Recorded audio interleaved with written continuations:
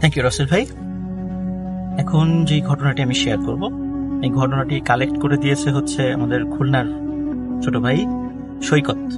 এবং খুলনার যত স্টোরি আমি বলেছি সাধারণত ওই সৈকতের মাধ্যম দিয়েই, আর একটা ছেলে আছে রূপম, এই দুইজনের মাধ্যম দিয়ে খুলনার চমৎকার চমৎকার স্টোরিগুলো আমি পেতাম। এবারও সৈকত আমাকে খুব সুন্দর একটা স্টোরি এনে দিয়েছে। তো যিনি বলেছেন, তো উনি সঙ্গত কানুনার নামটা বলতে নিষেধ করেছেন, এমনি আদার্স সবকিছু বলতে বলেছেন, কারণ যার সাথে যে ইসের সাথে ঘটনা তার আত্মীয় হয়তো উনি, এই জন্য উনি সঙ্গত কানুনার নামটা বলতে নিষেধ করেছেন। তো ঘটনাটির স্থান হলো সাতক্ষীরা জেলার আশাশুনি থানার আনুলিয়া ইউনিয়ন, এবং এই আনুলিয়া ইউনিয়নের আকসরা বাজার নামে একটা গ্রাম আছে। এই আকসরা বাজারের এই ঘটনাটা, তো ঘটনাটি আসলে মানে শুরুটা আমি বলি যে যেখান থেকে সূত্রপাত, সেটা হচ্ছে ওই গ্রামে মানে স্বাধীনতার আগেই, মানে বাংলাদেশ স্বাধীনতার আগে একজন মেম্বার ছিলেন। তো যেহেতু গ্রামীণ পলিটিক্সের সাথে উনি ইনভলভ ছিলেন, ভালো খারাপ মিলিয়েই মানুষ, কিছু ভালো কিছু খারাপ, পুরাটাই খারাপ না, মানে কিছু ভালো কিছু খারাপ মিলিয়ে মানুষ। তো উনি দেখা যেতেন যে মাঝে মাঝে নিজের মানে ক্ষমতা টিকিয়ে রাখার জন্য বিভিন্ন সময় ভালো কাজের সাথে বিভিন্ন ধরনের অত্যাচারমূলক কাজ উনি করে ফেলতেন। তো এভাবে দেশ স্বাধীনের পরে উনি আর মেম্বার ছিলেন না, কিন্তু উনি এই 90-এর দশকের দিকে মারা যান, মানে বয়সেই মারা গেছেন আর কি, এমনি অন্য কোনো ইসে না, বয়সে মারা গেছেন। তবে উনি মৃত্যুর সময় যারা উপস্থিত যারা ছিলেন আমাকে স্টোরিটা শেয়ার করেছেন আর কি, যার মাধ্যমে শোনা। তো প্রচন্ড কষ্ট পেয়েছিলেন মৃত্যুর সময়, মানে মৃত্যু যন্ত্রণা যে কি আমাকে বলেছেন আর কি, কারণ আমাকে ওই সৈকত যখন এটা ঘটনাটা আমাকে শুনিয়েছে, ও রেকর্ড করে পাঠিয়েছে, আমি নিজে ভয়েস ক্লিপটা আমি শুনেছি আর কি।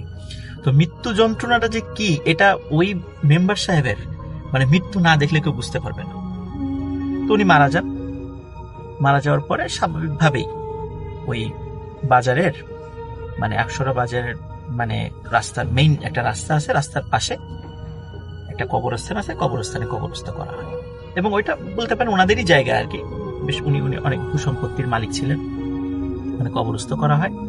কিন্তু যেদিন কবর দিয়ে এসছে তার ঠিক পরের দিনই মানে লোকজন এসে খবর দিল যে ভাই কবরটা তো ভেঙে গেছে। তখন দেখে যে আসলেই সত্য কবর ভেঙে গেছে, পায়ের দিকটা দেখা যাচ্ছে, কাফন দেখা যাচ্ছে, মাথা দেখা যাচ্ছে। তখন ওরা চিন্তা করেন যে ঠিক আছে, তাহলে কালকেই কবর দিলাম, আজকে ভেঙে গেল, ওনারা বিষয় একদম স্বাভাবিকভাবে নিয়েছেন, হতেই পারে। তো ওনারা আবার বাঁশ টাস দিয়ে সবকিছু চাটাই দিয়ে আবার সুন্দর করে কবরটা প্রস্তুত করে দেন, মানে স্বাভাবিকভাবেই। পরের দিন আবার কিছু লোক এসে বলে যে ভাই কবর তো ভেঙে গেছে। দেখে একই অবস্থা, কবর ভেঙে গেছে, আবার ঠিকঠাক করেন। পরের দিন আবার একই খবর, ভাই কবর ভেঙে গেছে। কি মুসিবত, এরকম প্রতিদিন এই কাজটা কে করতেছে? বলে বৃষ্টি তো নাই, কোন মানে শেয়াল যে ওটা করেছে তাও তো না, কবর ভাঙছে কেন?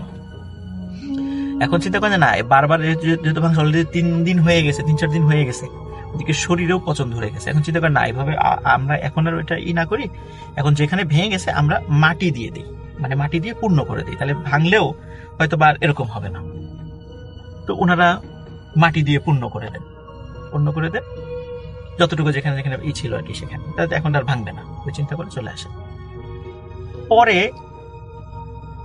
একই ঘটনা, ভাই কবর ভেঙে গেছে, মানে অবাক ব্যাপার, মাটি তো দিয়ে আসছে, এখন তো মানে কবর তো ভাঙার কোনো কথাই নেই, ভিতরে তো আর ফাঁকা জায়গা নেই, যে দেখে আসলে একই অবস্থা ওরকম। উনি চিন্তা করেন নিশ্চয়ই এটা কোনো, যেহেতু মাটি দেওয়ার পরে কবর ভাঙছে, নিশ্চয়ই ওনার সাথে শত্রুতা ছিল, এমন কোন লোক ইচ্ছা করে এই কাজটা করছে। তখন ওনারা চিন্তা করে পাহারা বসায়, যে কবর আবার ঠিক করে পাহারা বসায়।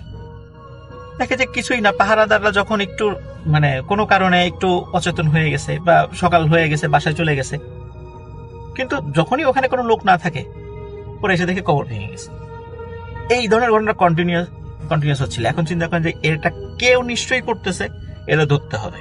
এখন ধরার তো কোনো উপায় নাই, চিন্তা করে আসলে কে করছে, সন্দেহ লাগে যে আসলে এটা কি মানুষের কাজ না কিভাবে কি হচ্ছে, এটা তো বুঝতে পারছি না। তখন ওনারা কি করে, কবরটা পরের দিন আবার ঠিক করে চতুর্দিকে এমন ভাবে কিছু মানে হালকা মাটি দিয়ে রাখে যে ওখানে যে করো মানে পা পড়লে একটা ছাপ সৃষ্টি হবে। তখন ওইভাবে দিয়ে চলে আসেন, বলে আজকে আর কারো পাহারা থাকার দরকার নাই, যদি কোনো মানুষ এই কাজ করে আমরা বুঝতে পারবো, কারণ কাছে এসেই তো ভাঙবে। মোটামুটি কবরের চতুর্দিকে 10-20-15 হাত দিয়ে এরকম হালকা মাটি দিয়ে রেখেছে, যেন পা পড়লেই ওখানে ছাপ পড়ে যায়, যেই আসুক না কেন। পরের দিন রাসেল ভাই, ঘটনা একই, কিন্তু কোনো মানুষের পায়ের ছাপ নাই, কোনো পশু পাখির পায়ের ছাপ নেই, কবর ভেঙে গেছে। তখন বলে যে আসলে ওখানকার যে স্থানীয় আলেমরা বলে, না, এটা কোনো মানুষের কাজ না, এটা অন্য কোনো কারণে হচ্ছে। তো ওনার যারা সন্তানরা ছিল বলে, তোমরা তোমার বাবার জন্য বেশি করে একটু দান খয়রাত করো, দোয়া করো, আশা করি সমস্যাটার সমাধান হবে। তখন উনি ওনার সন্তানরা যারা ছিলেন তখন মসজিদ, মাদ্রাসায় বা এতিম বা দুঃখ দরিদ্র লোকদের দান খয়রাত করে তার বাবার রুহের উদ্দেশ্যে। তারপর রাসেল ভাই এই ঘটনার ঘটেনি, মানে এটা শেষ, কবর ভাঙার একদম স্বাভাবিক হয়ে যায়। ওনারা কবরের চারদিকে একটু পাকা করে দেন, এটা এখনো আছে সেটা। কিন্তু এই ঘটনার পরে নতুন করে একটা ঘটনার আবির্ভাব হওয়া শুরু হয়। তো যিনি মানে যার সাথে ফার্স্ট এই ঘটনাটা ঘটে সেটা হচ্ছে, ওনার নাম হচ্ছে জামাল। তো জামালের কাজ ছিল রাতের বেলা, উনি যেহেতু সাতক্ষীরা ওইদিকে তো আপনার ওই যে সুন্দরবনের কাছাকাছি, তো মাছ টাছ ওনারা ধরেন। উনি কি করেন যে সারাদিন মাছ ধরেন, ধরে মোটামুটি গভীর রাত পর্যন্ত মাছ ধরে এসে বাসায় সকাল মানে রাতের বেলা বাসায় এসে ঘুমান, সকালবেলা বাজারে গিয়ে আবার মাছ বিক্রি করেন। এটা ওনার প্রতিদিনের কাজ ছিল। তা উনি এরকম মাছের ঝুড়িতে মাছ নিয়ে মাথায় করে আসছিলেন। তো ওই যে বাজারটা, যে কবরস্থানের দিকে যাওয়ার সময় হঠাৎ করে গম করে একটা আওয়াজ হয়, গম করে।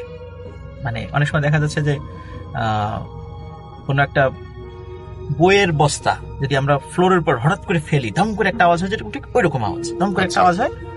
আওয়াজ শুনে স্বাভাবিকভাবে উনি আওয়াজটা শুনেন, কিন্তু মনে করছে হয়তো স্বাভাবিক কিছু। হঠাৎ করে দেখে যে ওই আপনার রাস্তার পাশেই একটা অন্ধকারের মধ্যে লুঙ্গি পরা এবং গেঞ্জি পরা, গেঞ্জিটা কেমন আসলে আমরা বললে বুঝবেন, সেটা হলো ওই যে স্যান্ডো গেঞ্জি, কিন্তু ওই যে আমরা যেমন টি শার্টের মতো কিছু স্যান্ডো গেঞ্জি আছে না, ওরকম পাতলা গেঞ্জি, এগুলো গ্রামের লোকজন অনেক পরে থাকেন এটা। তো ওরকম গেঞ্জি পরা একজন লোক বলছে, এই জামাল নাকি? তখন উনি বলছে, হ্যাঁ কাকা। বলে, মাছ কেমন পাইলি? বলে, হ্যাঁ আলহামদুলিল্লাহ ভালোই পেয়েছি মাছ। বলে, আচ্ছা ঠিক আছে, যা তাহলে। তো উনি চলে যাচ্ছে, যাওয়ার পরে আবার ওই গম করে আবার একটা আওয়াজ হচ্ছে। তখন উনি চিন্তা করছে যে আবার শব্দ হইল। তখন হঠাৎ করে ওনার মনে হচ্ছে, আচ্ছা আমি কার সাথে কথা বললাম? তখন বলছে, জামাল নাকি? যখন বলছে ওহো, এটা তো মেম্বার চাচার গলা, ওনার সাথে তো আমি কথা বললাম, উনি মারা গেছেন অনেকদিন আগে। তখন উনি ওই মাছের ঝুড়িটা ফেলে দিয়ে চিৎকার করতে করতে বাসায় চলে যান। বাসায় যান, ওখানে গিয়ে সেন্সলেস হয়ে পড়ে যান। যখন জ্ঞান ফিরে উনি সবাইকে বলেন যে আমি রাতের বেলায় এই ঘটনা ঘটেছে। তখন মোটামুটি ওনাকে ট্রিটমেন্ট করা যায় আর কি, ঝাড়ফুঁক করা যায়, ওনাকে ওটা দিয়ে এই করা হয়। কিন্তু উনি আসলে রাত্রিবেলা এতটা ভয় পেয়েছিলেন, ওনার প্রচন্ড জ্বর আসে, এবং আমরা বিভিন্ন সময় গল্পে বলেছি এরকম যে জ্বর আসলে স্বাভাবিকভাবে অনেকে মারাও যান, এবং উনি 7-8 দিন জীবিত ছিলেন, মারা যান। তো এটা যখন উনি মারা যান তখন এলাকায় বলে যে মানে কেন মারা গেলেন, উনি ভয় পেয়েছিলেন। কেন ভয় পেয়েছিলেন? যে মেম্বার চাচাকে দেখেছিলেন রাস্তায়, এটা দেখে উনি খুব ভয় পেয়েছিলেন। এটা মানে গ্রামে এটা চাউর হয়ে যায়। তো এরপরে আব্দুর রহমান নামক একজন ব্যক্তি আছেন, উনি মাছের করেন না, নর্মালি ওই বাজারে ওনার দোকান আছে। কোনো একদিন ওই দোকান বন্ধ করে আসতে আসতে ওনার দেরি হয়ে যায়, উনি একাই আসছিলেন। উনি আসার সময় হঠাৎ করে ওই যে ঠিক ওরকম গম করে একটা আওয়াজ হয়। আওয়াজ হওয়ার পর উনি দেখেন যে সামনে একজন লোক দাঁড়ানো। বলে, কি রহমান নাকি? বলে, জি চাচা। বলে, কি আজকে দেরি হলো কেন? বলে, অনেক আজকে হাটের দিন ছিল, অনেক কাজ টাজ ছিল এই জন্য, আর তাছাড়া গঞ্জ থেকে মাল আসবে, মাল আসতে দেরি হয়েছে, এই জন্য দোকানটা বন্ধ করতে দেরি হয়ে গেছে। এই কথা বলতে বলতে আব্দুর রহমানের মাথায় খেয়াল আসছে যে কিরে, উনি তো মারা গেছেন, এটা কে তাহলে?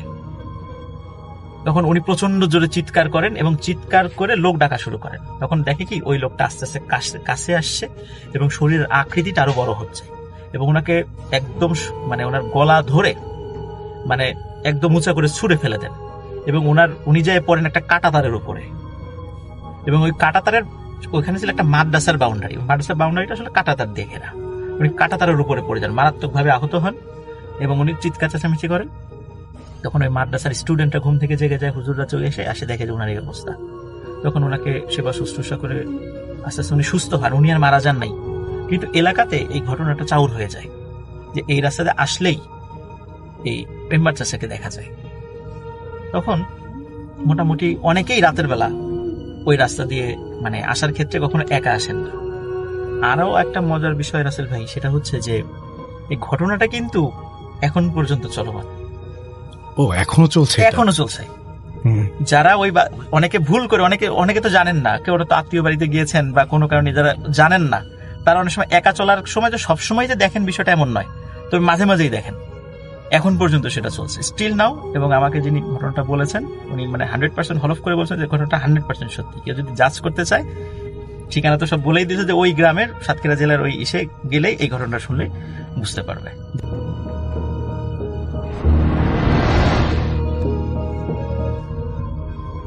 ঘটনায় যাই।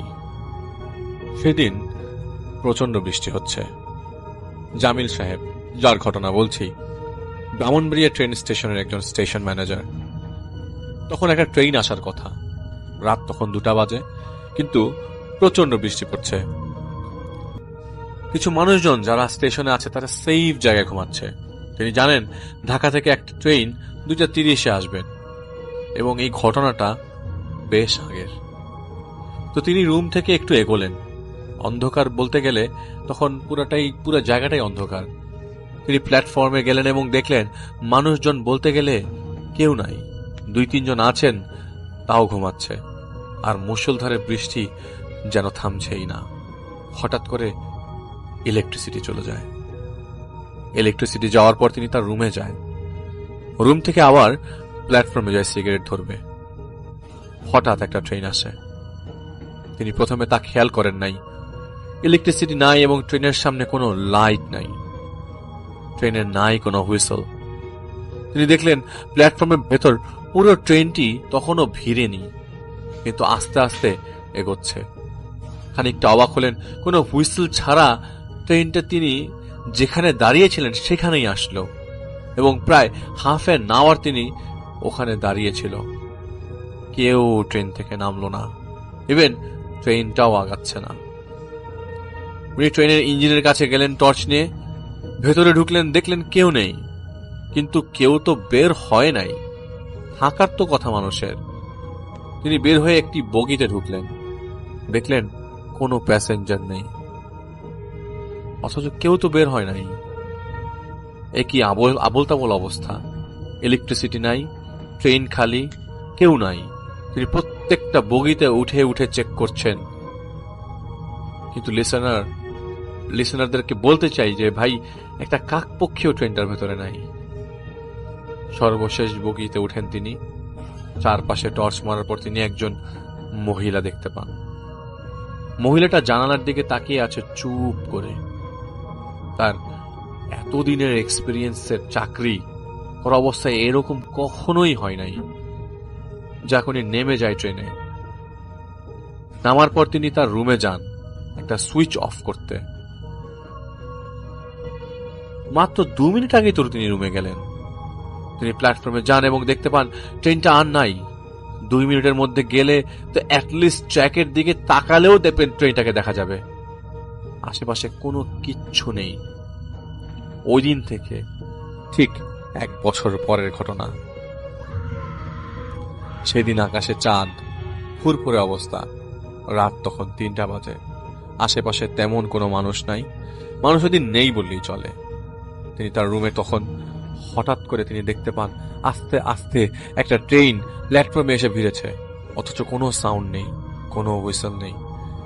ট্রেনের তো এমনিতেই একটা সাউন্ড থাকে, ট্রেনের মুভমেন্টের সাউন্ড, বাট ভেড়া পর্যন্ত কোনো সাউন্ড নেই। তিনি দৌড়ে এবার প্ল্যাটফর্মে যান। আগের বিষয়টা তিনি কারোর সাথে শেয়ার করেন নাই। তিনি মনে করেছিলেন এটা তার মনের ভুল হতে পারে। খালি একবার ইনফরমেশন নিয়েছিলেন এরকম ট্রেনের নাম আছে কিনা, পরিষ্কার ছিল না। তারপরেও যেটা তিনি মিলাতে পারেন যে রাঙা এক্সপ্রেস নামে কোনো ট্রেন আছে কিনা। এবারও এটি রাঙা এক্সপ্রেস। তিনি আবারও ইঞ্জিন রুমে টর্চ মেরে চেক করলেন কেউ আছে কিনা, কিন্তু কেউ নেই। আগের মতো প্রত্যেকটা বগি চেক করলেন, কাউকে পাওয়া যাচ্ছে না। এবারও তিনি শেষ বগিতে ভালো করে চেক করলেন, কিন্তু কেউই নাই। হঠাৎ করে ট্রেনটা ছেড়ে দিচ্ছে। এক বগি থেকে আরেক বগিতে যাওয়া যায় না, কোনো পার্টিশন নাই, কোনো কানেকশন নাই, তাই তাকে বগিতেই থাকতে হচ্ছে। ট্রেনের স্পিড এতটাই বেশি যে উনি ট্রেন থেকে নেমে কোনোভাবেই সাহস পাচ্ছে না, পাড়া দেওয়ার কর্নারে, ট্রেন থেকে পাড়া দেওয়ার সাহস পাচ্ছে না, জোরে জোরে চিৎকার করেও কাউকে কাছে পাচ্ছে না। পুরো বগি কেন, পুরো ট্রেনে তিনি একা। তিনি ভাবতে থাকলেন ট্রেনটি কি হাইজ্যাক হয়েছে, কিন্তু ড্রাইভার রুমে তো কেউ নেই, ট্রেনটি চালাচ্ছে কে? মাথা বের করে তিনি টর্চ মারতে থাকেন।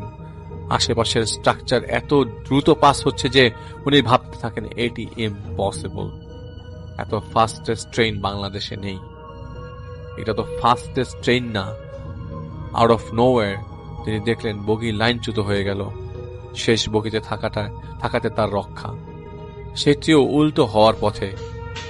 তিনি যেখানে নামলেন সেখানে কেউ নেই, একজন মানুষও নেই। তিনি প্রচন্ড ভয় পেলেন, এমন ভয় যে তিনি কোনো কথা বলতে পারছেন না। তিনি দেখলেন সেই মহিলা রেল লাইনটি ধরে আসছে। এরপরে আর তার কিছুই মনে নাই। এরপরে যখন তার ঘুম ভাঙে, তিনি তার রুমে তার নিজেকে খুঁজে পান। তার সাথে কি হলো, কিভাবে হলো, তিনি কিছুই জানেন না। পরবর্তী সময় তিনি একজনের কাছে যান, জিজ্ঞেস করেন যে তিনি এই ট্রেন স্টেশনে কি চাকরি করবেন কি করবেন না, এরকম জিনিস কি তিনি বারবার দেখতে থাকবেন? তাকে এরকম অবস্থায়, এরকম বিব্রত অবস্থায় আগে কখনো ওইখানকার তার বন্ধু বান্ধব, আত্মীয় স্বজন কেউই দেখে নাই।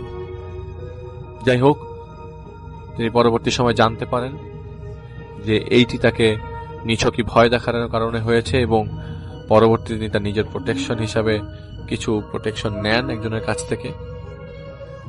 এরপর থেকে তিনি কিছু দেখেননি, কিন্তু এরকমভাবে রাত জেগে কখনো ডিউটিও করেন। এটা ছিল আমার ঘটনা। এবং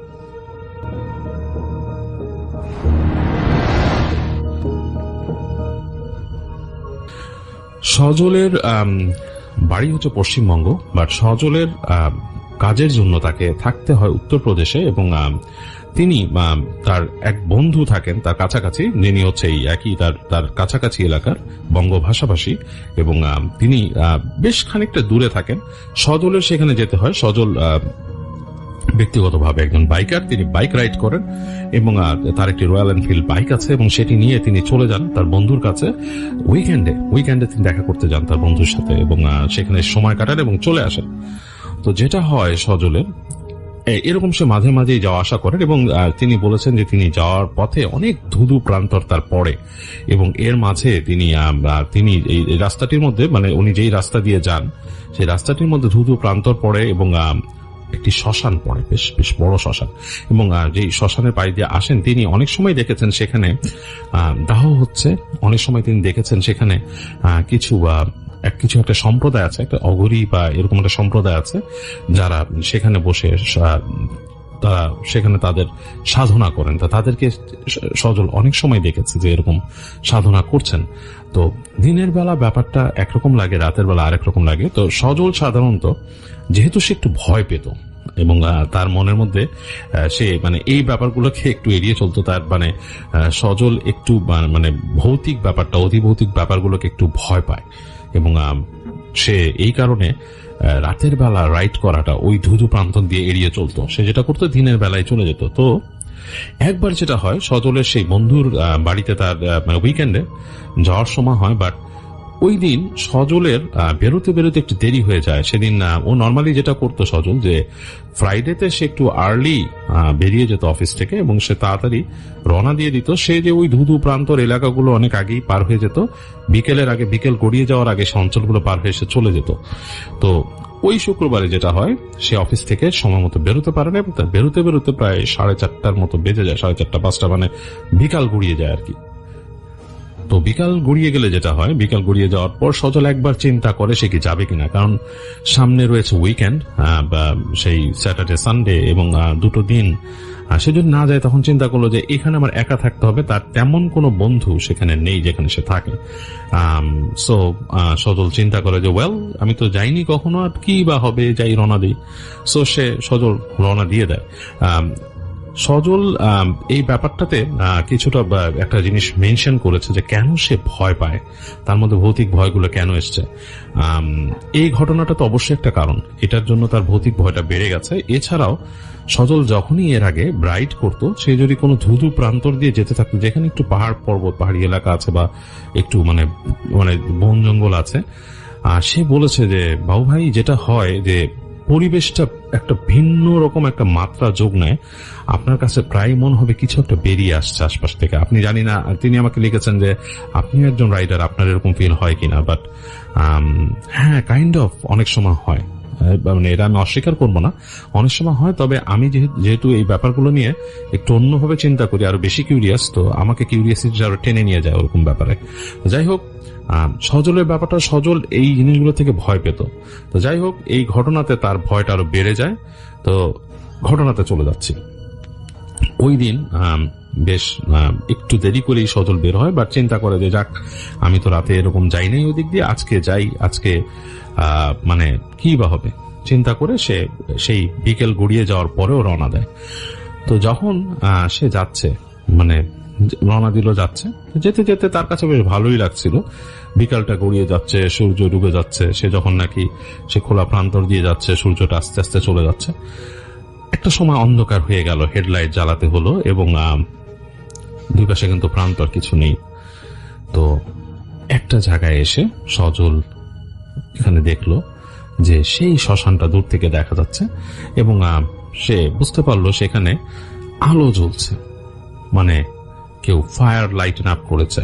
ইট ইজ লাইক, মানে ইটস নট লাইক যে এখানে কোনো বা মানে শ্মশান বা কোনো দাহ হচ্ছে সেরকম না, একটা আলোর লাইক ক্যাম্প ফায়ার করলে যেরকম আলো হয় সেরকম। তো সজল যেটা করলো, সে একটু কিউরিয়াসিটিও ফিল করলো যে এইখানে ক্যাম্প ফায়ার কে করবে, এই জায়গায় আমি জানি এখানে শ্মশানের একটা প্রান্ত। সে স্পিডটা কমিয়ে দেয়, কমিয়ে সে আসতে থাকে। তো যখন সে কাছাকাছি চলে আসে সেই এলাকাটার, তার মোটরসাইকেল থেকে দূরত্বটা ছিল একটু নিচে নেমে গিয়ে, মানে মোটরসাইকেল থেকে নিচে নেমে যেতে হবে, সেখানে একটা জলাশয় ছিল, মানে একটা খাল বা নদীর অংশ ছিল, এবং তার পাশেই কিন্তু তার থেকে শ্মশানের একটা প্রান্ত শেষ হয়েছে। সে শেষ ঠিক না, মানে এইখান দিয়ে গিয়েছে কোল ঘেঁষে। তো সেই কোনায় দেখলো তিনি, যে সজল দেখলো যে একটা ক্যাম্প ফায়ার জ্বালানো, এবং তার সেই ক্যাম্প ফায়ারকে ঘিরে প্রায় 3-4 জন মানুষ বসা, এবং তারা সবাই কাপালিক, এবং তারা কাপালিকরা বসে আছে সেখানে, এবং তারা তাদের সামনে লাইক খাবার রাখা, এরকম একটা ব্যাপার যে তারা কিছু একটা খাবে। এবং সে কিন্তু মোটরসাইকেল স্লো করে ফেলেছিল। তো সে যখন নাকি সিনটা দেখছে কাপালিকরা খাচ্ছে, কোন একটা কিউরিয়াসিটি তাকে ভর করে বসে। তো সে কি করে, বাইকটাকে আস্তে করে সাইড করে একদম পাশে নিয়ে আসে, এবং সে টার্ন অফ করে দেয়, তার ইঞ্জিন কিল সুইচ দিয়ে অফ করে দেয় সে। এবং তার বাইকের শব্দটা কিন্তু ওরা কিছুটা পেয়েছে, কিন্তু তারা যখন সে ইঞ্জিন অফ করে দিয়েছে তখনই তারা তাকায় ওইদিকে, এবং ওদের তাকানো দূর থেকে তাদের চেহারা দেখছিল সজল, এবং তাদের চেহারার মধ্যে এমন কিছু একটা ছিল যেটাকে তার বুকে কাঁপন ধরিয়ে দেয়। এবং সে তাকিয়ে দেখে যে তাদের হাতে যে জিনিসগুলো ধরা খাবার জন্য, সেগুলো কিছু না, কোনো মানুষের পোড়া অংশ, মানে লাইক মানুষের লিম্বস, মানুষের অংশ আর কি, মানে শরীরের অংশ, এবং তারা খাচ্ছে এখানে। তারা সজলের দিকে, সে ইঞ্জিন বন্ধ করার পর এক দৃষ্টিতে অন্ধকারে সেদিকে তাকিয়ে রয়, এবং সজল কিন্তু প্রচন্ড ভয় পেয়ে যায়। সে 1 সেকেন্ডের জন্য সে ইঞ্জিন স্টার্ট করার চেষ্টা করে, কিন্তু সে ভুলে যায় তার সুইচ কি, স্টার্ট কোথায়, ইগনিশন কি। কয়েক সেকেন্ড সে থত মতো খেয়ে কোনো মতে চিন্তা করে তারপর সে তার সুইচটা বা ইগনিশন সে চাপ দিয়ে স্টার্ট করে, এবং সাথে সাথে সে রওনা দেয়। তো সে যখন চলে যায়, সে 1 সেকেন্ডে তাকায় দেখে যে তারা নির্বিকার বসে আছে, শুধু তাকিয়ে আছে তার যাওয়ার দিকে। যাই হোক, সজলের অন্তরাত্মা উড়ে যায়। সে বারবার তার ধর্মীয় রীতি অনুসারে সে মন্ত্র পড়ছে, চিন্তা করছে, যতটুকু সে জানতো আর কি সেগুলো পড়ছে, আর চিন্তা করছে যে আমি কিভাবে এখান থেকে বেরিয়ে যেতে পারি। খুব ভয় পাচ্ছে সে। তো এরকম চিন্তা করতে করতে সজল যাচ্ছে, এবং সজল যখন এগিয়ে গেছে, অনেক দূর চলে গেছে সে, তো যে যাচ্ছে তো যাচ্ছে, অন্ধকার রাস্তা। একটা জায়গায় সে দেখতে পেল যে রাস্তার মধ্যে, মনে হলো রাস্তার মধ্যে একটা মানুষ দাঁড়িয়ে আছে, মানে দূর থেকে একটা মানুষের মতোই লাগছে। তো তার যখন সে আরেকটু স্পিড আপ করে সামনে গেল, তার হেডলাইটটা পড়লো এবং হেডলাইটটা পড়ার পরে সজলের অন্তরাত্মা একবারেই উড়ে গেল। সে মানে ভয়ে থরথর করে কাঁপা শুরু করলো। সে ব্রেক হিট করলো, কাজ তার মাঝখানে, রাস্তার মাঝখানে দাঁড়িয়ে আছে সেই জিনিসটা, একটা আলকাল্লার মতো পড়া এবং দাঁড়িয়ে আছে। এবং সে যখন ব্রেক করেছে, কাছাকাছি চলে আসছে, সে স্টপ করলো, তখন ওইখান থেকে শুধু হা করে বলল, সে স্পষ্ট দেখলো যে একটা মানুষের মতো মূর্তি, যার সারা শরীর পোড়া, মানে কয়লার মতো হয়ে গেছে, কিন্তু চোখ মুখ আছে, সেখান থেকে হা করেছে, একটা ধোঁয়া বেরিয়েছে এবং তাকে দেখে বলল, আমাকে খেয়ে ফেললো, তুই কিছু বললি না। এবং সজল কিন্তু পুরাই মানে সেন্সলেস হওয়ার মতো অবস্থা এবং সে থরথর করে কাঁপছে, সে কিচ্ছু বলতে পারছে না। সে চোখ বন্ধ করে ফেললো কয়েক সেকেন্ড এবং সে তার মতো মন্ত্র পড়ছে, চোখ বন্ধ করে থরথর করে কাঁপছে। পুরো রাস্তা মানে খালি, কোনো মানুষ নেই, কোনো যানবাহন নেই, পুরো রাস্তা ফাঁকা, শুধু তার হেডলাইটের আলো সেখানে। এবং কি জানি একটা ফিল হলো। এক সেকেন্ড পরে সে যখন সজল তাকালো, দেখলো কেউ নেই রাস্তার মধ্যে এবং সে প্রচন্ড স্পিডে আবার টান দিল এবং সে যেতে যেতে মানে এক সময়, মানে সে কোন সেন্সে ছিল সেটা সে বলতে পারবে না, সে পৌঁছে যায় তার বন্ধুর এখানে এবং তার বন্ধু সেখানে তার জন্য ছিল একটা জায়গায়, সেখানে সে দেখা করে এবং মানে সে কাইন্ড অফ অ্যাবনর্মাল হয়ে তার বন্ধুর কাছে পৌঁছায়। তার বন্ধু তাকে জিজ্ঞেস করে কি হয়েছে, সে তখন কিছুই বলতে পারে না। তো তার বন্ধু তাকে পরে বাসায় নিয়ে যায়, বাসায় নিয়ে তাকে মানে ফ্রেশ হতে দেয় এবং সারা রাত নাকি সে কাঁপছিল, তার টেম্পারেচার বেড়ে যায়, রাতে জ্বর আসে, বন্ধুকে বলে যে আমি এরকম এরকম দেখছি। যাই হোক, বন্ধু তাকে টেক কেয়ার করে, রাতে বলে যে ইটস ওকে, কোনো সমস্যা নেই। তো সজল রাতে স্বপ্ন দেখেছিল, ভয়ঙ্কর স্বপ্ন। সেই যে পোড়া ডেড বডিটা তাকে বারবার বলছে, আমাকে খেয়ে ফেললো, কিছু করলি না। এবং সজলের এই স্বপ্ন অনেক দিন ধরে ছিল এবং সে এরপর ভয়ে রাতে চলাফেরা করতে ভয় পেত। সে কোথাও রাতের বেলা বেরোতো না। রাতের বেলা সে মানে সে অফিস থেকে দিনের আলো থাকতে থাকতে বাসায় চলে আসতো এবং বাসায় দরজা জানলা বন্ধ করে রাখতো, রাতে স্বপ্ন দেখতো। তো এই সমস্যায় সজল অনেক দিন কাটিয়েছে এবং সজল পরবর্তীতে বলে যে সে কায়মন বাক্যে সে সৃষ্টিকর্তার কাছে প্রার্থনা করে নিজে, যে আমাকে এই সমস্যার থেকে বাঁচাও। এবং এরকম প্রার্থনা প্রতিদিন করতে করতে নাকি তার এই ভয়টা আস্তে আস্তে কমে, বা এই স্বপ্ন দেখা কমে যায়। বাট যেটা হয় যে সে মানে ওই যে ভয় পেত আগে কিছুটা, বড় কোথাও দূরে কোথাও ট্রাভেল করতে গেলে সেই ভয়টা তার আরো মানে বেড়ে যায়। এখন সে আর ওরকম ট্রাভেল করতে পারে না। তো সজল লিখেছে যে এরকম কিছু জানি কেউ না দেখে। আমি চাই যে আপনারা কেউ এরকম কিছু এক্সপিরিয়েন্স না করেন।